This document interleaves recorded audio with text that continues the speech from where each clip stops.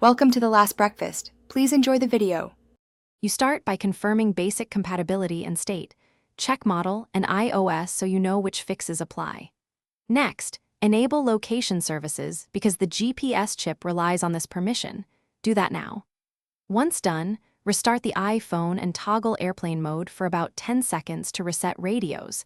This often clears temporary antenna or software glitches. Make sure you are outside with a clear view of the sky when you continue. Weak satellite visibility causes delays. Now you calibrate and adjust deeper settings. Open Maps or Compass and move the phone slowly in an arc to let sensors recalibrate, because magnetometer and accelerometer help location accuracy. Then, verify each app's location permission. Choose while using the app or always when necessary, so background fixes work properly. If you still see erratic position data, reset network settings to clear corrupted Wi-Fi or cellular configs. This will reset saved networks and VPNs, so have passwords handy before you proceed. Finish with advanced steps.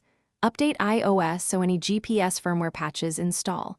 Updates often fix edge case bugs affecting location. If software steps fail, back up and restore the iPhone to factory settings, then restore your backup. That resolves deep software corruption. If problems persist, test with multiple GPS apps and try a different physical SIM to rule out carrier issues because antenna routing can vary. If still failing, contact Apple support or visit a service provider. Hardware repair may be required. Thanks for watching. If this was helpful, leave a like and consider subscribing. See you next time.